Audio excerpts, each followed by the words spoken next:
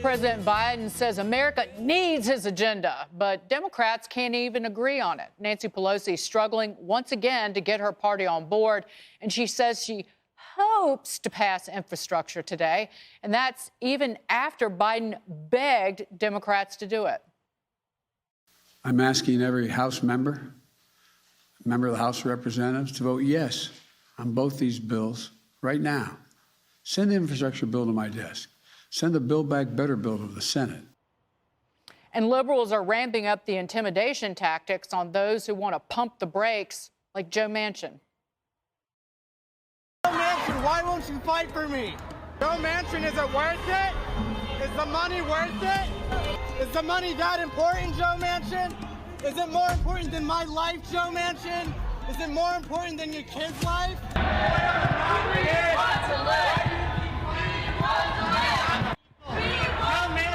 The money better than our lives?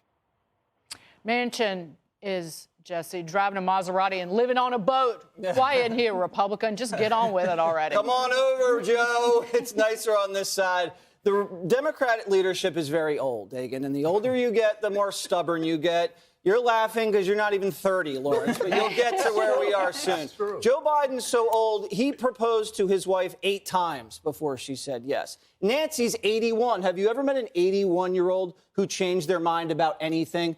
Manchin's old, too. He's sitting in that Maserati as it gets mobbed. You could see his blood was boiling. That's going to make him go in the other direction. Pistol Pete probably would have put the pedal to the metal and just squashed those climate activists. He showed some self-restraint. But here's the other thing with Manchin. Manchin has money on the line in West Virginia. His entire portfolio is coal. He's got millions in coal. His family's got a coal brokerage firm. You take the politics and you take the policy out. Do you think Joe Manchin's going to vote for the Green New Deal in this bill? It's going to destroy his entire bank account, not to mention the entire bank account of West Virginia. So there's no way he's putting a yes vote on this. Nancy Pelosi is going to retire probably in 2022 when they lose the House. So the gavel's toast in just 9 months or whatever. She knows this. She's going to Europe next week. She's going to jam this thing through. Do you guys remember how they did Obamacare? The Cornhusker kickback, the Louisiana purchase. They just start bribing congressmen and senators. That's what Nancy's been doing this whole last week. She's bribing these holdouts with pharma money. You know, they do this salt taffy bribe for all these New England congressmen. That's all that's happening. They'll just bribe it to death and jam it through. Come on. They reintroduce the salt deduction. You're on board. I already said I'm on board with salt. Lawrence. I'm siding with the progressives on this, and I'm going to tell you why. The progressives didn't change. They are in line with the new Democratic Party. They were promised things on the campaign trail. Even though Joe Biden said he was a moderate, the policies that he was putting out were consistent with the Progressive Caucus. You got Manchin, who is a squish when it comes to the Democrats. I think the progressives should hold the line. And by the way, Nancy Pelosi and the leadership should stop doing press conferences. They keep saying that they have reached agreement. They have not reached an agreement. They have lost voter turnout. Part of and we talked about this before we got on. The progressive spin on this is that they didn't lose this election, that the turnout was so low is because they didn't deliver on what they said they were going to deliver to the American people. And quite frankly, I agree with them. Now, I think they're bad, crazy. But at the end of the day, if you tell your electorate that you're going to do something and you don't do it, you should be held accountable. Jess? Well, since Lawrence is playing progressive today, I guess I can hang in the moderate wing. I think that they should pass infrastructure as fast as possible, and frankly should have done it 6 weeks ago when they got the go-ahead from the Senate.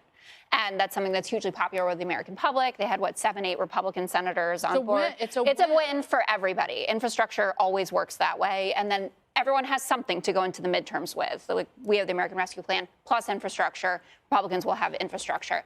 I don't know when this gets passed, probably next week that it goes through because the Progressive Caucus wants them to come together. But to Lawrence's point about our previous conversation, I think it is really important when a party is taking 2 different lessons from an election outcome, you're going to end up with a lot of fissures in the immediate aftermath because there are a lot of moderate Democrats that are very worried about their midterm fates because of what they saw in Virginia, that New Jersey was obviously closer than it should have been, even though Phil Murphy pulled off an incredible feat. No Democrat has been reelected since 1977 to the governorship. And all of this also takes away from being able to talk about very real accomplishments, like today's jobs report. 531,000 jobs added. August and September revised up 4.8. Yep.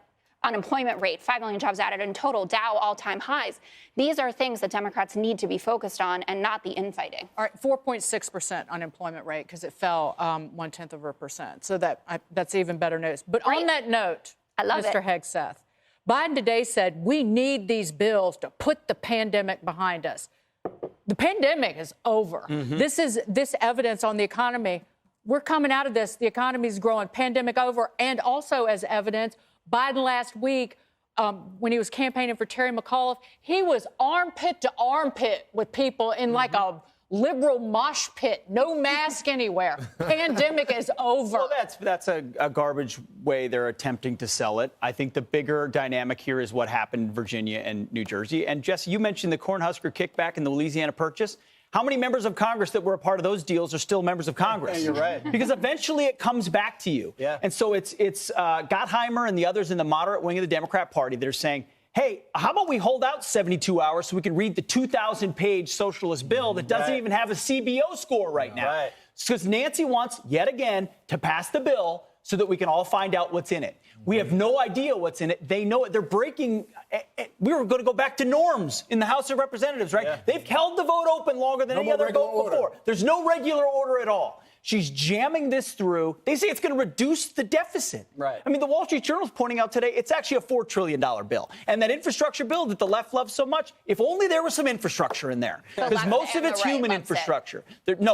Most Republicans are not voting for that one. Mitch McConnell is now a Most squish? Republicans are not going to vote for that bill because they recognize what it really is, a precursor to the Green New Deal as well. I just don't So it's all understand bad. how I we hope can they- continue fail. call Nancy Pelosi a master legislator with all of this chaos happening. When you can't pass it. I mean, the progressives just kicked her out of their meeting last week. So You just wait. Well, and then We'll keep Medicare waiting. Hospital Trust Fund runs out of money in less than 5 years, and you're going to get a 9% benefit decrease. What about that?